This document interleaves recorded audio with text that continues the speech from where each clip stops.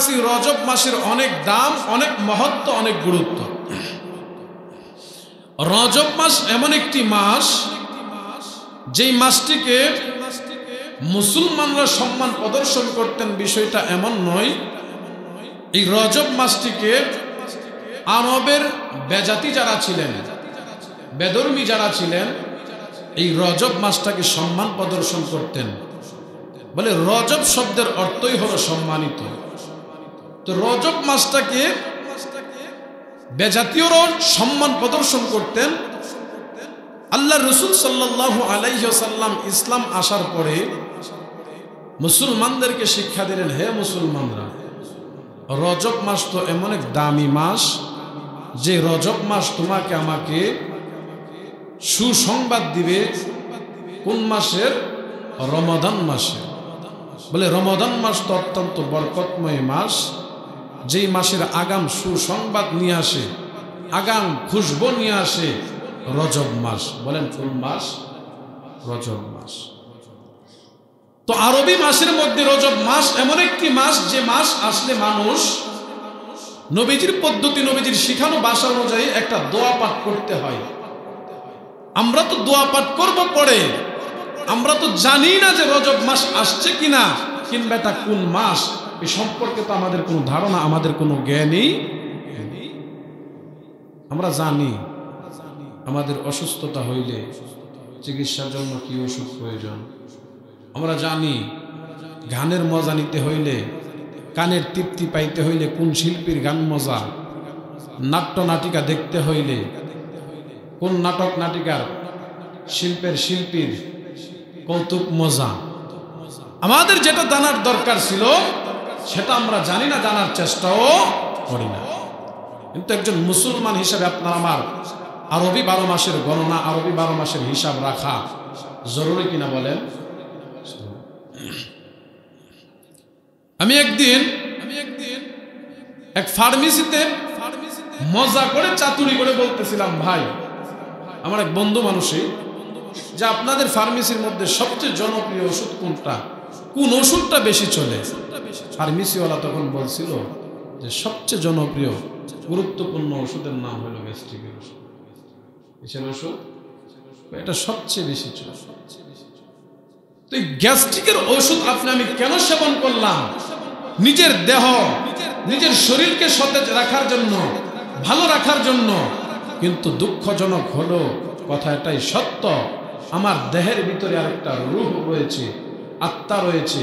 সে আত্মাকে, সে রূহকে আল্লাহ তাআলা বলেন, ও মানুষ, তুমি তোমার আত্মাকে, তোমার রূহকে খোরাক দাও, তোমার আত্মার জন্য, তোমার রূহের জন্য চিকিৎসা করো। বলে কিসের মাধ্যমে করবা? আমার নবী মুহাম্মদুর রাসূলুল্লাহ সাল্লাল্লাহু আলাইহি ওয়াসাল্লাম তোমাদের মাঝে যে দোয়াগুলো রেখেছেন, সে মাসনুন দোয়াগুলোর মাধ্যমে তোমাদের ঈমানের, রূহের খোরাক, রূহের খাদ্য জোগাড় করেছেন। নবীজি প্রতিটা কাজের শুরুতে দোয়া শিখাইছেন। আমাদের মধ্যে যে মাস আগমন করেছেন, সে মাসের নাম কি? সবাই বলেন। নবীজি বলেন, আল্লাহুম্মা বারিক লানা ফি রজব ওয়া শাবান ওয়া বাল্লিগনা রমাদান। নবীজি বলেন, উম্মত, তোমাদের মধ্যে যখন রজব মাস আসবে, রজবের চাঁদ উদিত হওয়ার পর বেশি বেশি রজব মাস সম্পর্কে আল্লাহ তাআলার কাছে আমি একটা দোয়া শিখাই দিই, সে দোয়াটা পাঠ করবা। নবীজি বলেন, আল্লাহুম্মা বারিক লানা ফি রজব ওয়া শাবান ওয়া বাল্লিগনা রমাদান। নবীজি বলেন, উম্মত, যখন তোমাদের মধ্যে রজব মাস চলে আসে, ওই রজব মাসে তোমরা বেশি বেশি এই দোয়াটা পাঠ করবা। এই দোয়া পাঠ করলে লাভ কি হবেন? আল্লাহ পাক তোমাদের আমলনামার মধ্যে, হায়াতে জিন্দেগির মধ্যে বরকত বাড়ায় দিবেন। সুবহানাল্লাহ। আছে না না এই দোয়ার মধ্যে? নবীজি কেমন করে শিখাইলেন? নবী বলেন, এই মাসের মধ্যে উম্মত 3টা মাসের দোয়া, 3টা মাসের জন্য তুমি তোমার নিজের জন্য হায়াত আল্লাহর কাছে ভিক্ষা চাইলাম। 1 নাম্বার, আল্লাহুম্মা বারিক লানা ফি রজব ওয়া শাবান আল্লাহ আমাদেরকে রজব মাস আপনি দান করছেন কি মাস? আরো জোরে বলেন কি মাস? আল্লাহুম্মা বারিক লানা ফি রজব ওয়া শাবান। আল্লাহ আমাদেরকে যেহেতু রজব মাস দান করলেন, রজব মাস থেকে আমাদের হায়াতটা শাবান মাসে পৌঁছায় দেন। সুবহানাল্লাহ। চাইলাম কার কাছে? দেওয়ার মালিককে। আল্লাহ নবী বলেন, উম্মত এই ছোট্ট একটা দোয়ার মধ্যে তুমি যদি কবুলিয়াত আনতে পারো, ছোট্ট একটা দোয়া দিয়া যদি তুমি তোমার জীবনের মালিকের কাছ থেকে কবুলিয়াত অর্জন করতে পারো, আমার মালিক তোমাকে 3টা মাসের হায়াত বোনাস দিবেন। সুবহানাল্লাহ। এজন্য নবী বলেন, যখন তোমরা রজবের চাঁদ দেখবা, রজবের চাঁদ উদিত হওয়ার পর বেশি বেশি করে পড়বা আল্লাহুম্মা বারিক লানা ফি রজব ওয়া শাবান ওয়া বাল্লিগনা রমাদান। এরে উম্মত যদি পড়ো, আল্লাহ পাক তোমাকে এই দোয়ার মাধ্যমে তোমার রজবের হায়াতটা শাবানে পৌঁছায় দিবেন। আর তুমি যখন বলো আল্লাহ তুমি তো আমার হায়াতটা রজব থেকে শাবানে পৌঁছায় দিছো রে মালিক, দয়া করে মেহেরবানি করে আমার হায়াতটাকে রমাদানে পৌঁছায় দাও। সুবহানাল্লাহ। এই দোয়ার ভিতরে 3 মাসের জন্য হায়াত চাওয়া আল্লাহ নবী শিক্ষা দিয়েছেন। প্রথম নাম্বার চাইলাম আল্লাহুম্মা বারিক লানা ফি রজব ওয়া শাবান। আল্লাহ আমার হায়াত যেহেতু বরকত দিয়া আপনি রজবে পৌঁছাইছেন, আপনার কাছে দরখাস্ত আপনি আমার হায়াতটাকে শাবান মাসে পৌঁছায়া দেন। আপনার আমার হায়াতটা যখন শাবান মাসে পৌঁছায় দেওয়া হয়, ওয়া বাল্লিগনা রমাদান, আবার আল্লাহর কাছে বলা আল্লাহ আমাদের হায়াতটুকুন রমাদান মাসে পৌঁছায়া দেন। নবী বলেন, উম্মত কোনো কারণে যদি তোমার নির্ধারিত হায়াত শেষ হয়ে যা, রমাদানের আগে যদি তোমার মরণ হয়ে যা, তুমি যে শাবানের চাঁদের মধ্যে দোয়া পড়ছো আল্লাহুম্মা বারিক লানা ফি রজব ওয়া শাবান ওয়া বাল্লিগনা রমাদান, তোমার এই দোয়াকে আল্লাহ কবুল করে এমন এমন তোমার জন্য নিয়ামত রেখেছে। যদি তুমি রজবের চাঁদে মারা যাও উম্মত, তোমার জন্য সুসংবাদ তুমি গ্রহণ করো। আল্লাহ পাক জানায় দিয়েছেন, যে বান্দা রজব পাইয়া রজবের চাঁদে রজবের চাঁদে দোয়া করবে, আল্লাহ পাক রব্বুল আলামিন বলেন আমি তার দোয়া কবুল করে, যদিও সে রজব মাসে ইন্তেকাল করেছে, আমি আল্লাহ ফেরেশতাদেরকে ঘোষণা করব, রে ফেরেশতারা আমার বান্দা তো আমি আল্লাহর কাছে চেয়েছে আল্লাহুম্মা বারিক লানা ফি রজব ওয়া শাবান ওয়া বাল্লিগনা রমাদান। আমার বান্দা তো রজব থেকে শাবান, শাবান থেকে রমজান হায়াত চাইছে। এরে ফেরেশতারা তাকায় দেখ আমার বান্দা আগের রমজানে কি আমল করছে। আল্লাহর বান্দা ডাক দিয়া বলবেন, আল্লাহর তৈরি ফেরেশতারা ডাক দিয়া বলবেন, আল্লাহ আগের রমজানে আপনার বান্দা 30টা রোজা রাখছে, তারাবি আদায় করছে, ইফতার করছে, মানুষকে ইফতার করাইছে। আল্লাহ পাক ডাক দিয়া বলবেন, আমার এই বান্দার আমল নামার মধ্যে বান্দা পূর্বে যে আমলগুলো করছে প্রত্যেকটা আমলকে বিদ্যমান করা দে। সুবহানাল্লাহ। না বাসে না নাই। যদি আমি আপনি রজব মাসে মারা যাই, এই দোয়া পাঠ করার কারণে আল্লাহ পাক রমাদান মাসে যে নেক আমল করার কথা ছিল সেই নেক আমল অটোমেটিক আপনার আমার আমল নামার মধ্যে পৌঁছায় দিবেন। বলেন সুবহানাল্লাহ। এজন্য আমার সাথে পড়েন আল্লাহুম্মা বারিক লানা ফি রজব ওয়া শাবান ওয়া বাল্লিগনা রমাদান। লাভ আছে না নাই? আমরা বিপদে পড়লে যে দোয়া বেশি প্রয়োজন সেই দোয়াটা শিখি। কয়েকদিন আগে দেখছেন খেয়াল করে, বাংলাদেশের মানুষ একটা সময় মাস্ক কি জিনিস ওইভাবে চিনত না, মাস্ক কি জিনিস ওইভাবে ব্যবহার।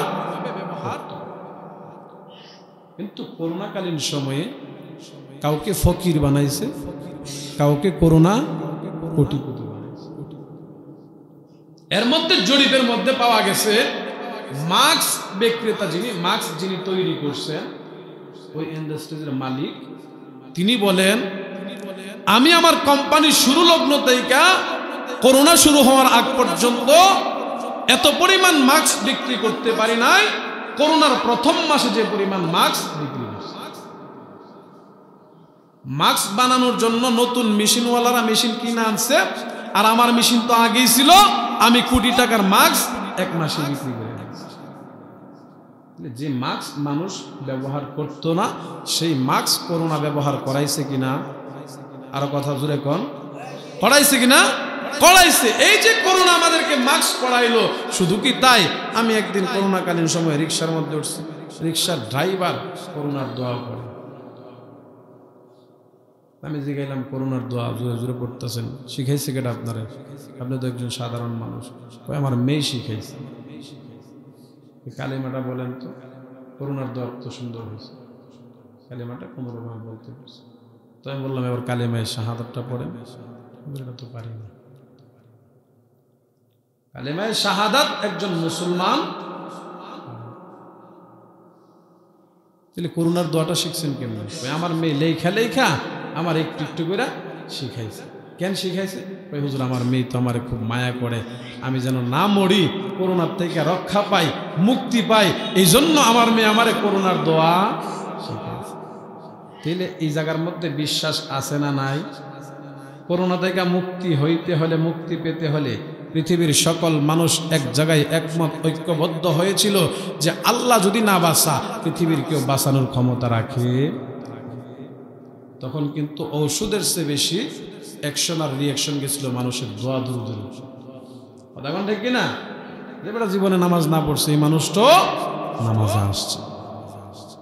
যে মানুষটা জীবনে আল্লাহকে আল্লাহ বলে ডাকছে না, ভুলেও ওই মানুষটাকেও আল্লাহ পাক রব্বুল আলামিন করোনার মাধ্যমে আল্লাহকে শুধু আল্লাহ বলে ডাকাইছে এমনটাই নয়, ডাকতে ডাকতে এক পর্যায়ে মানুষগুলো বিমর্ষ হয়ে গেছে যে এখন আল্লাহ ছাড়া এই মৃত্যুর মুখ থেকে, মৃত্যুর মিছিল থেকে আমাদেরকে আর কেউ বাঁচাইতে।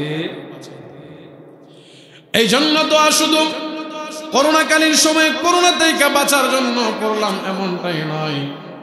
নবী বলেন, উম্মত আমি তো তোমাদের জন্য ইসলামটাকে এমন ভাবে সুন্দর করে সাজিয়েছি, গুছিয়েছি, তুমি পড়তে পড়তে তোমার জন্য দোয়া রেখেছি।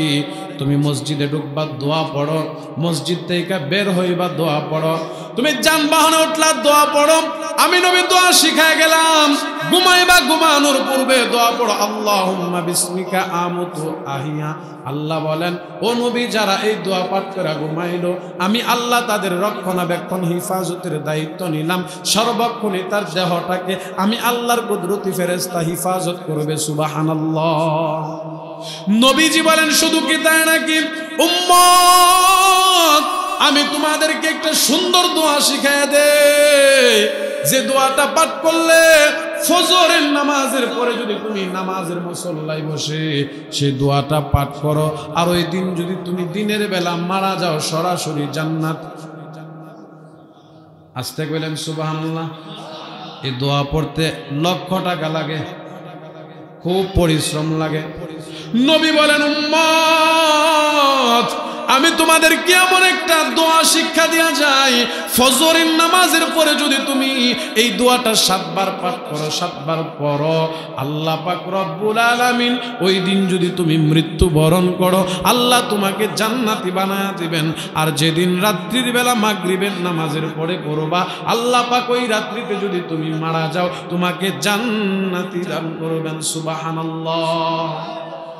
নবীজি বলেন, প্রত্যেক নামাজের পরে নয়, ফজর এবং মাগরিবের নামাজের পরে গুরুত্ব সহকারে কেউ যদি ইয়াকিন ও বিশ্বাসের সাথে পড়ে, আল্লাহুম্মা আজিরনি মিনান নার, পড়েন আমার সাথে, আল্লাহুম্মা আজিরনি মিনান নার, আল্লাহুম্মা আজিরনি মিনান নার, আল্লাহুম্মা আজিরনা মিনান নার, আল্লাহুম্মা আজিরনা মিনান নার।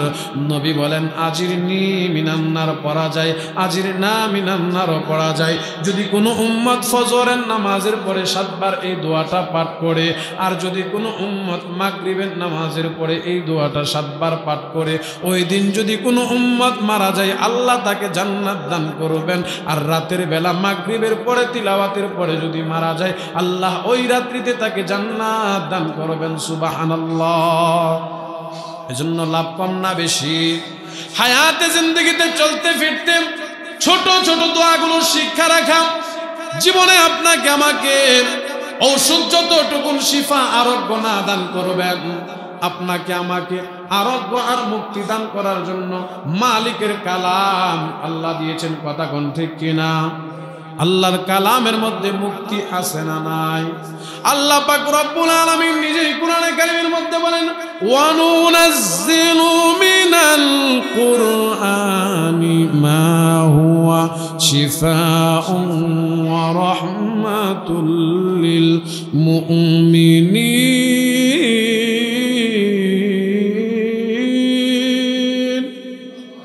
আল্লাহ বলেন, অনুনাজ্জিলু মিনাল কুরআন, আমি নাজিল করেছি, অবতরণ করেছি কুরআন, মা হুয়া শিফাউন ওয়া রাহমাতুল লিল মুমিনিন, ঔষধ স্বরূপ কাদের জন্য, রহমত স্বরূপ কাদের জন্য? যারা মুমিন, যারা আমি আল্লাহকে বিশ্বাস করে, যারা আমি আল্লাহর কোরআনকে বিশ্বাস করে, আমি আল্লাহ তাদের জন্য কোরআনের মধ্যে রেখেছি ঔষধ। সুবহানাল্লাহ। হাকিমুল উম্মত আশরাফ আলী থানভী রাহমাতুল্লাহি আলাইহি ওনার এক গ্রন্থের মধ্যে লেখেন, বিশাল একটি ডাকাতের দল এক এলাকা টার্গেট করেছে, ওই এলাকার মধ্যে ডাকাতি করবে। কিন্তু তারা যে ডাকাত দল, এটা পার্শ্ববর্তী এলাকার সকল মানুষ জেনে গেছে। কিন্তু এই ডাকাতের দল প্রতি গ্রামের মানুষ যখন জেনে গেছে, ওই গ্রামগুলোতে আর ডাকাতি করতে যায় না।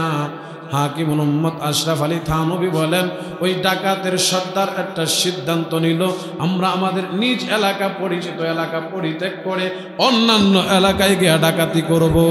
আশরাফ আলী থানভী রাহমাতুল্লাহি আলাইহি বলেন, অন্য এলাকায় গিয়ে যদি আমরা নিজেদের পরিচয় গোপন রাখতে চাই, আমাদেরকে একটা ভ্রান্ত পথ, একটা পর্দার পথ গ্রহণ করতে হবে, লুকনীয় পথ গ্রহণ করতে হবে। বলে কেমন সে পথ? আমাদের কারো পরনে তো পাঞ্জাবি নাই, কারো পরনে টুপি নাই, কারো ধুতায় দাড়ি নাই। অতএব আমরা যে এলাকায় যাব, ওই এলাকার মধ্যে আমরা এমন একটা ভাব মূর্তি নিয়ে প্রবেশ করব, এমন একটা ভাব নিয়ে ঢুকবো যেন ওই এলাকার মানুষ আমাদের কাছে ভিড়তে বাধ্য হয় এবং আমাদেরকে প্রকৃত আল্লাহওয়ালা বুজুর্গ মনে করে।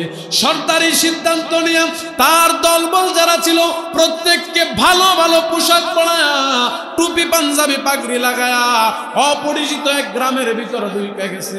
বাদশার রাত দরবার থেকে চুরি করবেন, বাদশার দরবারে কেমন করে ঢুকবেন, ঢুকার মতো সুযোগ নাই, চতুর্পাশ দিয়ে সিকিউরিটি।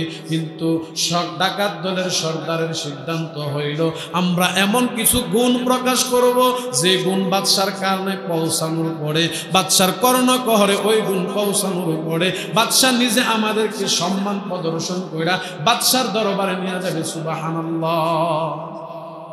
আমরা এমন কিছু গুণ অর্জন করব, আমরা বাদশার দরবারে যাব না, বাদশা আমাদেরকে নিতে হবে। ডাকাত দলের অন্যান্য সদস্যরা বলে, আমরা যে ডাকাত এটা তো বাদশা জানে না, কিন্তু আমাদের মধ্যে তো কোনো গুণ নাই, আমরা কি গুণ দেখাবো, কি গুণ দিয়ে আমরা সামনের দিকে আগাবো? বাদশা বলেন, আমি যেমনে যেমনে বলি তোমরা তেমনে তেমনে শুনবা। ডাকাত দলের সর্দার এবার বলেন, আমরা যে এলাকার মধ্যে প্রবেশ করব, ওই এলাকাতে আল্লাহর জিকির এত করব, আল্লাহর জিকির এত করব, আল্লাহ আল্লাহ আল্লাহ আল্লাহ বলতে বলতে আমাদের খানা পিনা বন্ধ করে দেব। সকাল যাবে রাত্র হবে, রাত্র যাবে সকাল হবে, আমরা একটা ধ্যানমগ্ন অবস্থায় বসা থাকবো। আর মানুষ দেখবে আমাদেরকে নিয়ে প্রশংসার জোয়ার উঠাবে, তারা আসলেই প্রকৃত আল্লাহওয়ালা। ঠিক সর্দার যেমন কথা বললেন, ঠিক তেমনই কাজ করলেন। বলে ওই এলাকার মধ্যে গিয়া তাবু গাড়ছে, তাবুর ভিতরে বৈশা তার সঙ্গী সাথীদেরকে, সদস্যদেরকে নিয়ে রাত্রের গভীরে জিকির শুরু করছে, আল্লাহ আল্লাহ আল্লাহ আল্লাহ আল্লাহ আল্লাহ। জিকির করে জিকিরের আওয়াজ ব্যাপক ব্যাপকভাবে যখন প্রচার হয়, সমাজের মানুষ ঘুম ভাঙা দৌড়ায় আসছে, তোমরা কারা গো, তোমাদের পরিচয় কি? বাদশার প্রতিনিধিরাও খবর পাইয়া দৌড়ায় আসছে, রে আল্লাহর ওলিরা, তোমাদের গ্রাম কোথায়, কোন গ্রাম থেকে তোমরা আসছো? ডাকাত দলের সর্দার কিছু কয় না, আগেই বইলা রাখছে তারা যা বলবে কিছু জবাব দেওয়া যাবে না, শুধু দুই কান দিয়া শুনবা, জবান বন্ধ রাখবা, আর জবান দিয়া আওয়াজ হবে আল্লাহ আল্লাহ আল্লাহ, কোনো আওয়াজ নাই। লা শারীকা লাহু লাহুল মুলকু ওয়া লাহুল হামদ। আল্লাহ পাকের প্রশংসা করবা। কার প্রশংসা? আরো জোরে কোন, কার প্রশংসা? আল্লাহ পাকের প্রশংসা করবা, জবাব দিবা না। ঠিক যেই কথা সেই কাজ। সমাজের মানুষগুলো দৌড়ে আসছে, এত বড় বড় বুজুর্গরা আমাদের সমাজে আসছে, কোথায় থেকে আসছে? ও আল্লাহর ওলি, আপনি বুঝি কাফেলার আমির, এই কাফেলার জিম্মাদার? কই হা। কই আপনারা রাত্রের বেলা কি খাইছেন? কই কিছু খাই নাই। কি খাবেন? কই কিছু খাবো না। সকাল হয়েছে, সকালবেলা কি খাইবেন? কই কিছু খাবো না। রাত্রের বেলা কিছু খায় না, সকালবেলা কিছু খায় না। এমন করে একদিন, 2 দিন অতিক্রম হয়ে গেল। 3 দিনের মাথায় এই খবরটা বাদশার দরবারে পৌঁছায় দেওয়া হয়। রে বাদশাহ, আপনি আপনার রাজকীয় পরিবেশে রাজ দরবারে বসা, কিন্তু আপনার এলাকার মধ্যে কোথায় থেকে যেন এমন একটা আল্লাহওয়ালা বুজুর্গদের দল আসছে, গ্রুপ আসছে, যারা আল্লাহ আল্লাহ শব্দ ব্যতীত আর কিছু করে না, দানা পানি গ্রহণ করে না। বাদশাহ, তুমি যে তাদের খবর নিলা না, আল্লাহ যদি তোমার উপর রাগ আর গুচ্ছা হয়, তুমি জবাব দিবা কি? বাদশাহ কয় ঠিক আছে, আমি আজকে তাদের খবর নেব। বাদশাহ তাদের কাছে গেল। বাদশাহ ডাক দিয়া দেখে, ও আল্লাহর ওলিরা, আপনারা কি পরিমাণ খাবার প্রয়োজন বলেন? আল্লাহর ওলিরা কিছু কয় না, তাদের প্ল্যান পূর্ব তাইকাই যত কথা হবে আওয়াজ হবে না, আওয়াজ দেওয়া যাবে না। কথা যতই হোক, স্বয়ং বাদশাহ যদিও কথা বলে কেউ জবাব দিবি না। প্রয়োজন বোধে হলে আমি সর্দার জবাব দেব। ডাকাত দলের সর্দার চোখের পানিগুলো টপ টপ করে জমিনের মধ্যে ফালায়, আর ডাক দিয়া কয়, আসমান জমিনের মালিক আল্লাহ, আমরা তো বুজুর্গ না, আমরা তো আল্লাহওয়ালা না, আমাদের চরিত্র সম্পর্কে কেউ না জানলো, জানো তো তুমি? আল্লাহ জানেন কি না? বাদশাহ দিয়ে আমাদেরকে সম্মান করে গো আল্লাহ। এখন কি বাদশার দরবারে গিয়ে আমরা দড়া খেয়ে যাই কিনা? যদি বাদশার দরবারে গিয়ে দড়া খেয়ে যাই, আমাদের জীবনের প্রত্যেকটা টার্গেট ধ্বংস হয়ে যাবে, ধূলিসাৎ হয়ে যাবে। এই বলে চোখের পানি ফেলায় কান্দে। কান্না দেখে বাদশার অন্তরের মধ্যে মায়া আরো জন্মায় গেছে। ও আল্লাহর ওলিরা, কোনো কথা শুনবো না, আপনারা আমার রাজ দরবারে আসেন। কুয়াশাচ্ছন্ন অবস্থায় এই ঠান্ডার মধ্যে বসে আল্লাহর জিকিরের দরকার নাই। আমার রাজ দরবারে রাজকীয় পরিবেশে আপনাদেরকে জায়গা দেব। আপনারা যতদিন চান আমার রাজ দরবারে থাকবেন, আর ওই রাজ দরবারে থাইকা আল্লাহ আল্লাহ জিকির করবেন, আল্লাহ আল্লাহ জিকির করবেন, এতে আমার কোনো আপত্তি নাই। বাদশাহ তাদেরকে ধরে রাজ দরবারের ভিতর ঢুকায় দেওয়ার পর আশরাফ আলী থানভী রাহমাতুল্লাহি আলাইহি বলেন, ওই রাজকীয় পরিবেশের ভিতর তাদেরকে খাবার দাবার দেয়, তারাও ভালো ভালো খাবার খাইতেছে। আমি আপনাদের কাছে প্রশ্ন করি, এই ডাকাত দলের সর্দারদের উদ্দেশ্য কি আল্লাহ পাওয়া না বাদশার দরবারে ঢুকা? আর জোরে কন, বাদশার দরবারে ঢুকা। কিন্তু বাদশার দরবারে যে মাত্র ঢুকা গেল, বাদশা তাদেরকে এমন আপন বানাইছে, কোন জায়গার মধ্যে বাদশার কি খাজানা রাখা আছে তারা সব দেখতেছে। তারা একবার প্ল্যান প্রোগ্রাম করে, আজকেই বুঝি বাদশার দরবার থেকে এগুলো নিয়ে চলে যাব, কালকে চলে যাব, পরশু চলে যাব। এমন করে একদিন যায়, 2 দিন যায়, বাদশার দরবার থেকে কি রেখে কি দিবেন এটা নিয়ে তাদের প্ল্যান প্রোগ্রাম চলে। আর বাদশা তো তাদেরকে বড় বুজুর্গ মনে করে, আল্লাহওয়ালা মনে করে তাদেরকে এমন পরিমাণে খাবার দিতেছে, এমন পরিমাণে খাবার দিতেছে, এমন পরিমাণে সম্মান প্রদর্শন করতেছে, যে সম্মান বাদশা এর পূর্বে কাউকে এমন ভাবে করেন নাই। কিন্তু আল্লাহওয়ালা বুজুর্গ মনে করে তাদেরকে সম্মান করতেছেন। কথা কোন ঠিক কিনা?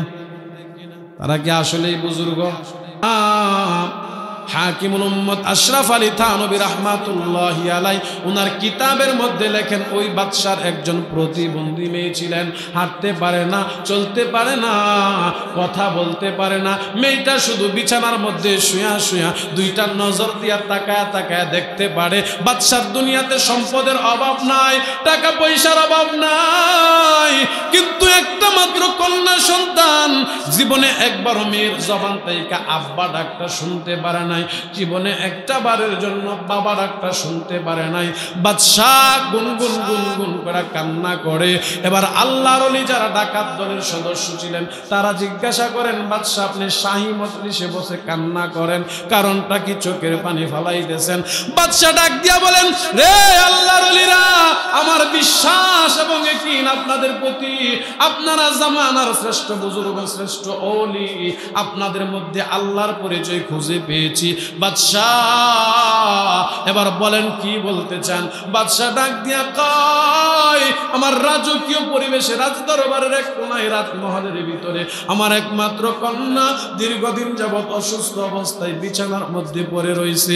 আর ওই বিছানার মধ্যে থাইকা একটা দিন আমি বাবারে বাবা বলে ডাকতে পারে নাই, কারণ আমি যে মেয়েটার জন্ম দিছি আমার মনের মধ্যে বড় স্বপ্ন, মনের মধ্যে বড় আশা, আমার মেয়ে আমাকে একদিন বাবা বলে ডাকবে, আমার মেয়েকে আমি একদিন বুকের মধ্যে জড়ায় ধরবো। কিন্তু মেয়েটাকে শোয়া থাইকা দাঁড়া করাইতে পারি না, জবান দিয়া কথা বলাইতে পারি না। কিন্তু আমি যখন আমার মেয়ের সামনে গিয়া দাঁড়াই, আমি তাকায় দেখি আমার মেয়ে শুধু দুইটা চক্ষু দিয়া, দুইটা নয়ন দিয়া অজরে পানি ছাড়ে, কথা কোন এমন ঘটনা হয় কিনা? দেখবেন আপনার সন্তান অসুস্থ, পৃথিবীর সব কিছু একদিকে, সন্তানের সুস্থতা কামনা করা মা বাবার কাছে অন্যদিকে, ঠিক কিনা? যাদের সন্তান অসুস্থ বিষয়টা তারা উপলব্ধি করতে। আপনি যদি দূর প্রবাসে থাকেন, কোটি টাকার সম্পদ আছে, শুনছেন সন্তান মমস্য অবস্থায় বিছানায় পড়া, কেমন যেন মনে হয় আমার সম্পদগুলো যদি কেউ নিয়ে যাইতো, আমার সন্তানটার যদি সুস্থ করে দিত, আমার সন্তানটার যদি ভালো করে দিত।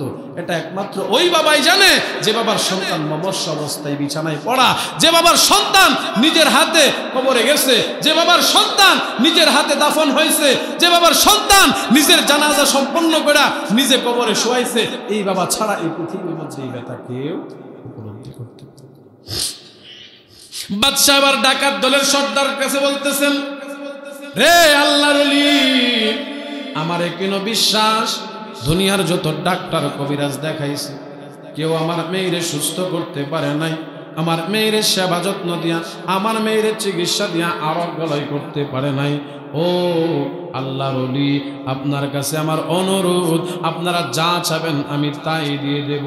যদি আমার মেয়েটাকে একবার মহাগ্রন্থ আল কুরআনের ছোট্ট একটা সূরা, সূরাতুল ফাতিহা তিলাওয়াত কইরা আমার মেয়েটাকে একটু পানি দেন, আর ওই পানিটা যদি আমার মেয়েকে পান করানো হয়, আমি বাদশার মন সাক্ষী দেই, আপনারা যে পরিমাণে আল্লাহওয়ালা বুজুর্গ, আপনাদের জবানের এক ফোঁটা পানি পড়া আমার মেয়ের শিফার জন্য, নাজাতের জন্য যথেষ্ট। সুবহানাল্লাহ। আসলে আপনার আলোচনা দ্বারা কি বুঝলেন? তারা সবাই প্রকৃত আল্লাহর ওলি না? না, তারা তো জীবনে অনেকের হক অনেক নষ্ট করেছে। এই কথা বলার পর বাদশা তার রাজকীয় মহলে চলে গেল।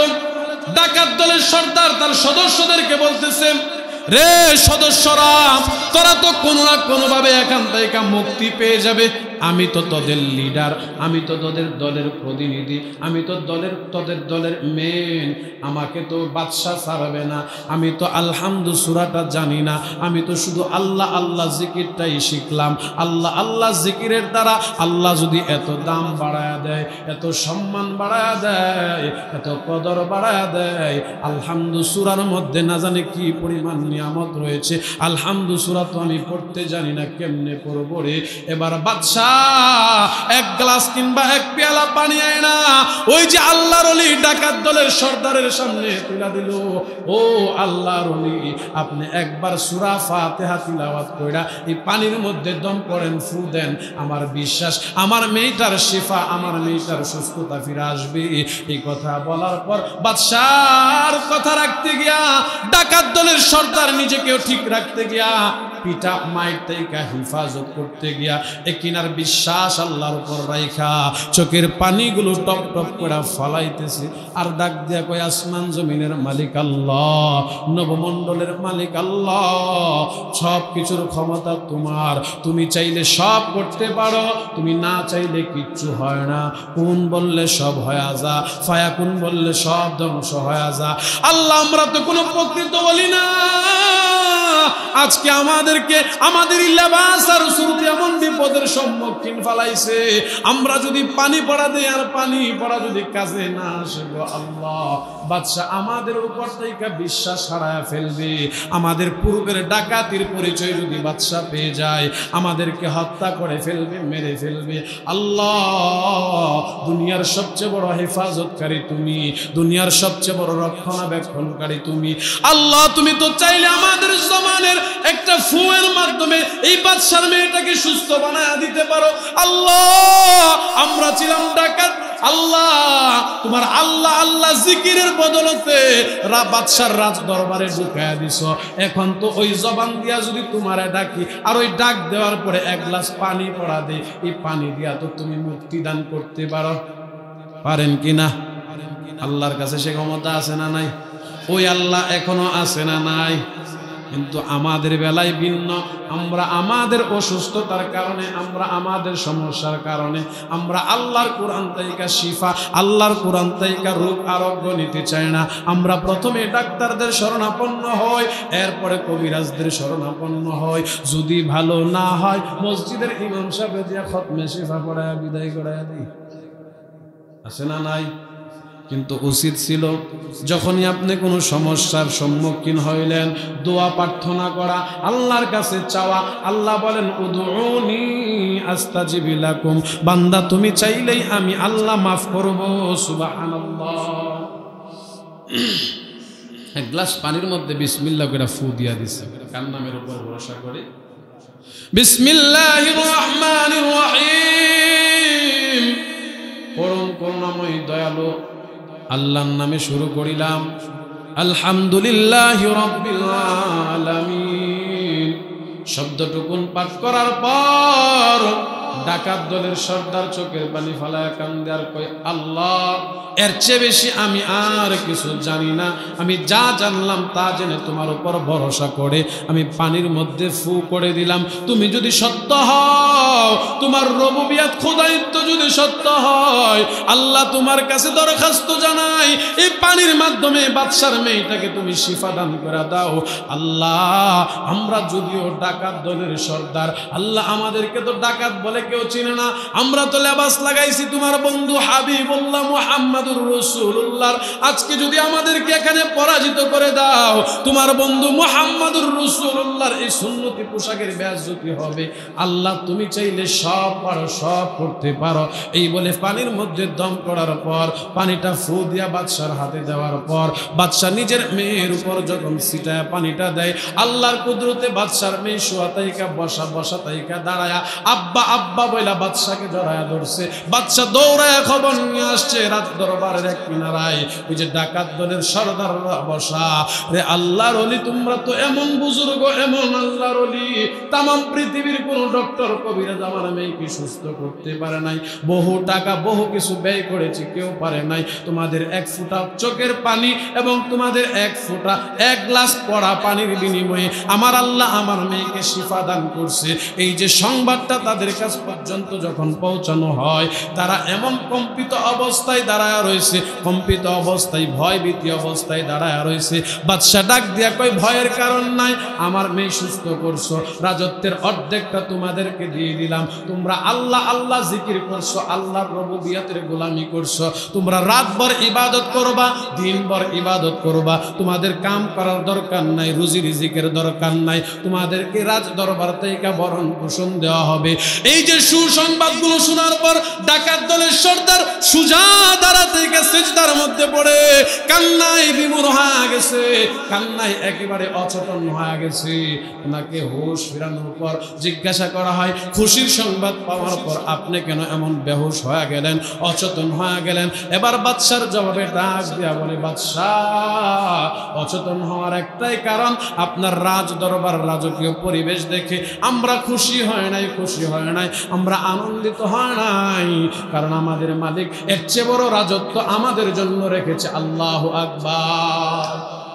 ও বাদশাহ, আমরা যে আপনি মনে করেছেন আল্লাহর ওলি বুজুর্গ, না না, আমরা তো প্রকৃত আল্লাহর ওলি না, প্রকৃত বুজুর্গ না। আমরা হইলাম ডাকাত। আমরা আপনার রাজ্যে, আপনার রাজ দরবার থেকে ডাকাতি করতে এসেছিলাম। আমরা ওলি আল্লাহর বাহানা করেছিলাম, ওলি আল্লাহর লেবাস লাগাইছিলাম। বাদশা গো, ওলি আল্লাহর লেবাস ধরে আল্লাহ আল্লাহ জিকির করে যদি তোমার এই দুনিয়া পাওয়া যায়, আমাদের বিশ্বাস আমাদের আল্লাহ, এই আল্লাহ আল্লাহ জিকিরের কারণে, আল্লাহ আল্লাহর গোলামির কারণে আল্লাহ পাক রব্বুল আলামিন আমাদের এক একজন কেমন 10 দুনিয়ার সমান একটা করে জান্নাত দিবেন। সুবহানাল্লাহ। শুধু আল্লাহর সামান্য জিকির করার দ্বারা যদি তুমি তোমার রাজ্যের অর্ধেক দিয়া দাও খুশি হয়া, তো আমার মালিক যে রাজ্য বানাইছে, আমার মালিক যে দুনিয়া বানাইছে, দুনিয়ার সৃষ্টিকর্তা যিনি, জান্নাতের সৃষ্টিকর্তা যিনি, তিনার হাতেই তো সব ক্ষমতা। তিনি চাইলে তো মুহূর্তের মধ্যে আমাদের এক একজনকে এক একটা জান্নাতের মালিক বানাইতে পারে। সুবহানাল্লাহ। তাহলে কি বুঝলেন? এ কিনার বিশ্বাস থাকলে আল্লাহ পাক শিফা দান করেন কিনা, এই কথাটাই আল্লাহ বলেন, ওয়ানুনাজ্জিলু মিনাল কুরআনি মা হুয়া শিফাউন ওয়া রাহমাতুল লিল মুমিনিন।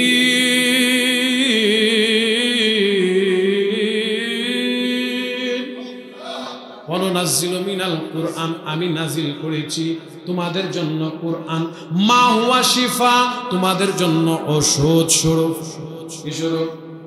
এটা বিপদ মুসিবতে পড়লে সুস্থতার জন্য, শিফার জন্য, আরোগ্যের জন্য সর্বপ্রথম বলবো কার কাছে? কঠিন থেকে কঠিন যে রোগ দুনিয়ার কোন ডক্টর কবিরাজ শিফা দিতে পারে না, দিবেন কি? পন্থা পদ্ধতি শিখাই দিচ্ছেন কিনা আল্লাহ? এই জন্য শুরুতে যে আমি আলোচনার প্রথমে বলেছিলাম, যেই মাসে আমরা আসছি, যে মাস আমাদের মধ্যে এসেছে, এই মাসের নাম হলো রজব মাস। এই মাস রজব মাস। রজব মাস হইল রমাদান মাসের সুসংবাদদাতা মাস। আল্লাহ পাকের কাছে 4টা দামি মাসের মধ্যে একটা মাসের নাম হলো রজব।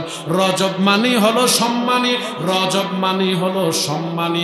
আল্লাহ বলেন, রজব মাসের মধ্যে যারা দোয়া করবে, নবী আপনি তাদেরকে জানায়া দেন, আমি আল্লাহ তাদেরকে রজবের দোয়ার বরকতে 3 মাস হায়াত বাড়ায়া দেব। সুবহানাল্লাহ। হায়াত যদি শেষও হয়ে যায়, রজব মাসে দোয়া পাঠ করলে এই দোয়ার বদলতে আল্লাহ তাআলা শাবান এবং রমাদান পর্যন্ত হায়াত পৌঁছায় দিবেন। সুবহানাল্লাহ। আল্লাহুম্মা বারিক লানা ফি রজব ওয়া শাবান ওয়া বাল্লিগনা রমাদান। আল্লাহ আমাদেরকে আপনি রজব দান করছেন, আল্লাহ রজবের পরে শাবান, আমাদেরকে শাবান পর্যন্ত হায়াতটা পৌঁছায় দেন। ওয়াবাল্লিগনা রমাদান, নবী বলেন যে উম্মত পড়লো ওয়াবাল্লিগনা রমাদান, আল্লাহ আমাদেরকে যেহেতু শাবান দিয়েছেন, দয়া করে আমাদের হায়াতটা রমাদানে পৌঁছায় দেন। আল্লাহ বলেন, এমন দোয়া যে বান্দা করবে, আমি আল্লাহ তার আমল নামার মধ্যে এই দোয়ার বদলতে যদি তার নির্ধারিত হায়াত শেষ হয়ে যায় শাবানের আগে, রমাদানের আগে, আমি আল্লাহ গত রমাদানে যে ইবাদত করছে বান্দা, ওই সম পরিমাণ ইবাদতের সব এই রমাদানে সে হায়াত না পেলেও দোয়া যে করছে, আল্লাহ আমার হায়াতটা শাবান থেকে রমাদানে পৌঁছায়া দেন। এই জন্য আমি আল্লাহ তার আমল নামার মধ্যে ওই আগের রমাদানের সম পরিমাণ নেকি তার আমল নামায় দিয়ে দেব। সুবহানাল্লাহ। দোয়া পাঠ করার দরকার আছে না নাই? সবাই এক বাক্যে আমার সাথে আবার পড়েন, আল্লাহুম্মা বারিক লানা। আবার আল্লাহুম্মা বারিক লানা ফি রজব ওয়া শাবান ওয়া বাল্লিগনা রমাদান। আল্লাহুম্মা বারিক লানা, আল্লাহুম্মা বারিক লানা ফি রজব ওয়া শাবান ওয়া বাল্লিগনা রমাদান। বলেন আমিন। আবার বলেন আমিন। আল্লাহ আমাদেরকে রমাদান পর্যন্ত হায়াত পৌঁছায় দেন এই দোয়ার মাধ্যমে। নবীজি আমাদেরকে শিক্ষা দিয়েছেন। তাহলে বেশি বেশি যারা পারি পাঠ করবো তো ইনশাল্লাহ। গতকালকে মাহফিলেও আলোচনার শেষে এই কথাটাই বোঝায় আসলাম যে দেখেন, রজব মাস আসলে আমরা অনেকেই জানি না যে এটা রজব মাস। কারণ আমাদের চিন্তা চেতনাটা ইংরেজির সাথে এমন হয়েছে, সম্পর্কটা আমরা ইংরেজিকেই মনে করি গুরুত্বপূর্ণ সেক্টর, আরবিটাকে আমরা এতটা প্রাধান্য দিই। আমাদের পূর্বের যারা তারাও জানতেন না, আমাদের বর্তমান যুব সমাজও জানেন না। আরবি 12টা মাসের নাম আমাদের প্রত্যেকের জানা জরুরি, এটা ঈমানি দায়িত্ব। মুসলমান হিসাবে আমরা আমাদের 12 মাসের নাম আরবিতে জানা দরকার আছে না নাই? আল্লাহ পাক আমাদেরকে এই রজব মাসের পূর্ণ বরকত দান করুক, সকলে বলি আমিন। ওয়া আখির দাওয়ানা আনিল হামদুলিল্লাহি রাব্বিল আলামিন। যারা সুন্নত পড়েন নাই 4 রাকাত কাবলাল জুমা সুন্নত আদায় করেন।